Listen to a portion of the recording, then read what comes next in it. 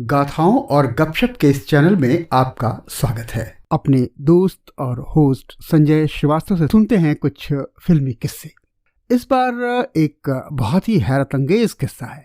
बिहार के आरा में जन्मे खांटी बिहारी शमशुल हुदा के हलक से यकबयक एक बंगाली जुमला बाहर आया। उरे बाबा! रात के अंधेरे में कैटलॉग कार की बेहद मध्यम आवाज के बीच उभरी एक झनाकेदार आवाज ने उन्हें चौंका दिया था। कुछ टकराने, ये टूटने की आवाज थी।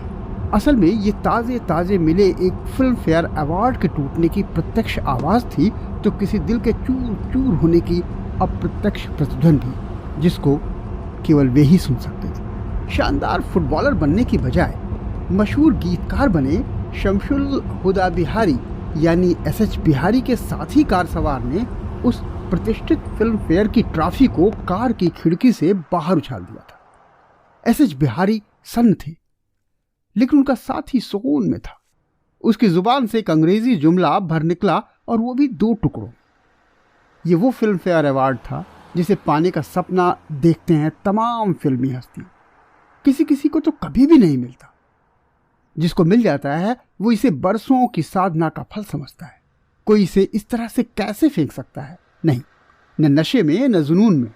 आखिर गीतकार एसएच बिहारी के साथ उस रात कौन था? उस समय उस पर क्या कैफियत तारी थी? अवार्ड मिला था तो जाहिर है वो कोई बेहद नामचीन फिल्मी हस्ती ही रही होगी। तो कौन सी फिल्मी हस्ती थी जिसने फिल्म फेयर अवार्ड के साथ यह हरकत की? कौन था वो जिसने अपना ही फिल्म फेयर अवार्ड फेंक दिया, और फेंकने के बाद उसके टूटने की आवाज सुनकर वो क्या बोला?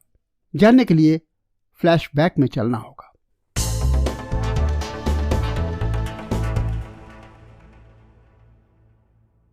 वो 60 का जमाना था। बेहद खूबसूरत दिखने और उतनी ही खूबसूरत धुनों के लिए मशहूर रिदम किंग को तब कोकिल कंठी आशा भोसले से बेहतर पटने लगी थी। दोनों के बीच प्रोफेशनल रिश्ता जिस तरह गहरे प्रेम में बदला, वह सब बहुत अद्भुत था। 1958 से लेकर 1972 तक, यानी 14 सालों तक एक शादीशुदा शख्स जो 4 बच्चों का पिता और बंबई का बेहद पहचाना चेहरा था, एक तलाकशुदा महिला के साथ खुलेआम समूचे शहर में घूमा करता था। हालात ये थी कि ताल के इस राजा ने एक बार खुलेआम एक इंटरव्यू में कहा था कि मेरे मामले में लव ब्लाइंड के अलावा डेफ यानी बहरा भी था, क्योंकि आशा की आवाज के अलावा मैं कोई और आवाज सुन ही नहीं पाता था। शायद इसी के चलते एक जमाने में खूब सारे गाने गवाने के बाद ओपी नैयर ने शमशाद बेगम और गीता दत्त से किनारा कशी अख्तियार कर ली थी। उस गीता दत्त से जिन्होंने गुरदत्त से कहकर ओपी को इंडस्ट्री में ब्रेक दिलवाया था। लता मंगेशकर से तो ओपी ने अपने पूरे एक करियर में कोई गाना ही नहीं गवाया। 14 सालों तक चले इस संबंध ने उनका साथ न सिर्फ बीवी बच्चों से छुड़वाया, बल्कि रफ़ी और शमशाद बेगम से भी उनके रिश्ते बिगड़े। लेकिन 1972 की बात है। एक दिन आशा भोसले ने अपने जीवन के इस संगीतमय अध्याय को ख़त्म करने का फैसला किया। उस आशा भोसले ने जिसे इस मुकाम तक इसी रिदम किंग ओपी नैयर ने ही पहुंचाया था। कुछ महीने और खिंचने के बाद अगले साल इस रिश्ते ने आखिरकार दम तोड़ दिया। दोनों ने कभी भी एक साथ काम न करने की कसम खा ली। इसके बाद आशा भोसले और ओपी नैयर ने एक छत के नीचे कभी कदम नहीं रखा। खैर, फ्लैशबैक से बाहर आते हैं। ये सन 1975 है। सन 1974 के लिए दिए जाने वाले फिल्म फेयर अवार्ड के शानदार समारोह में ओपी नैयर भी उपस्थित थे। उनके साथ थे गीतकार एसएच बिहारी। 1960 के दशक में संगीतकार ओपी नैयर के साथ जुड़े एसएच बिहारी न सिर्फ आशा और ओपी नैयर के गहरे रिश्तों के मजबूत गवाह थे, बल्कि नैयर के साथ मिलकर एक से एक बेहतरीन गाने भी इन्होंने दिए।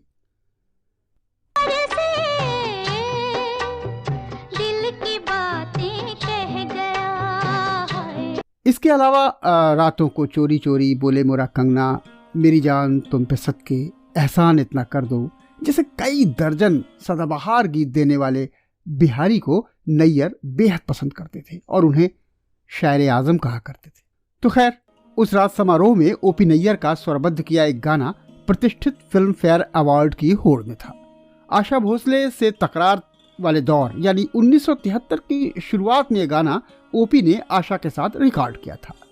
फिल्म थी प्राण जाए पर वचन न जाए।